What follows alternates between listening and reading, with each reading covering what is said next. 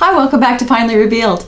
In this episode, I want to go over some year-end things so that we can plan and take advantage of any benefits, have unnecessary surprises. Most of these are financial, as you might expect, but I'm going to go through them and not in any particular order of importance.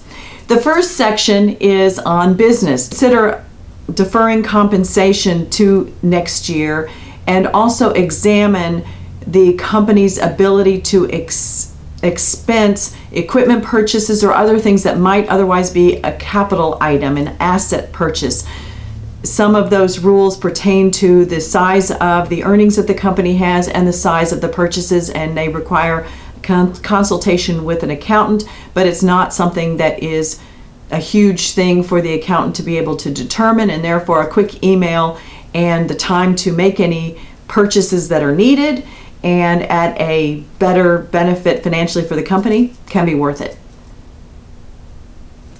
Deferred compensation for owners is also something that we should all check at the end of the year. Where do we stand going into the end of the year if December 31st is the year end?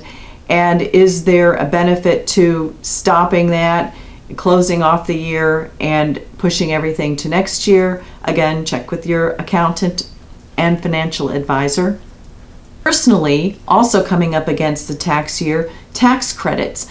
If someone has gone on an energy savings plan or otherwise participated in a plan for tax credits, those should be wound up and finished by the end of the year. You want to make sure any eligibility boxes have been checked so that the tax credits that were intended when a particular system was purchased are able to be exercised and that you complete the process that you started earlier in the year.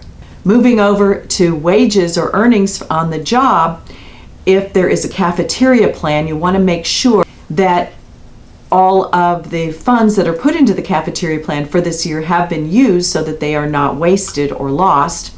You also want to be aware of your ability to have extra money withheld from your final paychecks if you have received any distributions from other plans or taken out funds from retirement that you weren't able to put back, and so that caused a taxable event, or you received money from some other source that may bump you to the next category. If you have a couple of checks coming yet in December, you can have more taken out of those in order to prepare you for your taxes when they're filed at the beginning of the year or whenever you file them for this calendar year. Many people choose to make extra mortgage payments to help cut down on extra interest, and so if you are a person that makes 13 payments a year, make sure that you have made those payments. If you have an extra bonus check and you want to apply that to your mortgage, that will reduce the principal balance if you pay an additional amount after your regular payment, and that will then shorten your obligation at the end of the loan.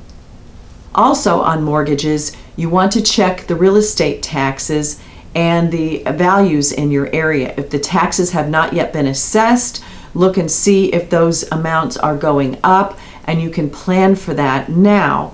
Also, if you have any type, real estate or otherwise, adjustable rate loan, check the terms of that loan.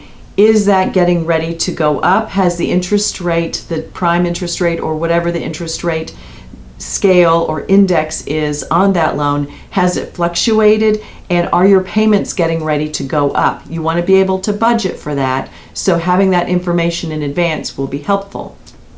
If you are in the process of getting divorced, when is your case ready to be heard? Are you eligible to wind that up yet this year? As I've said in other videos, whatever your marital status is on December 31st in the US, that is what your treatment is for tax purposes for that entire year that is ending on December 31st. So if it is possible that there will be benefit to both parties who are involved in the divorce to get divorced this year, look back at the income and expenses that you have. If it benefits both parties, can you just make an arrangement and get it resolved and get that filed this month so that your case is finished this year? If it benefits both of you, surely you can agree on some of the other issues.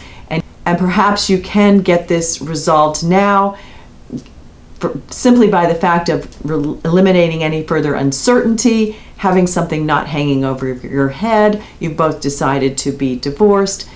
If there's a financial benefit, all the better. Stop paying attorney's fees, stop having to take time off from work, and if you can, try to resolve it now. And then you can move on fresh in the new year. Did you have any powers of attorney that were executed this year? Did they have an expiration date on them? Did you give someone the right to take some type of action over your assets, your estate, or in some type of a situation when you were not available? Make sure that those were terminated. If they did not have a specific termination time on them, go ahead and execute a document and make sure all of the relevant parties have it so they know that that has been terminated. Also, finally, last but not least, what changes have you made this year? Were you married at the beginning of the year and now you're not? Do you have a new child? Have you had some beneficiaries that would have taken under your will? Have they passed away? Do you have people named as guardians or conservators for your children who maybe now would not be the best people to serve in that capacity? In your will, did you have an executor named who might not be the right person at this point? Look at your will. Check it out for the people who are mentioned and for the assets that are mentioned. You may have a piece of paper attached to it where you're giving away family mementos. Do you have additional family mementos you need to add onto that list? Are some of the people that you had getting some family mementos not that close to you anymore? Has your relationship changed? Look at your will, make a notation, and get that revised.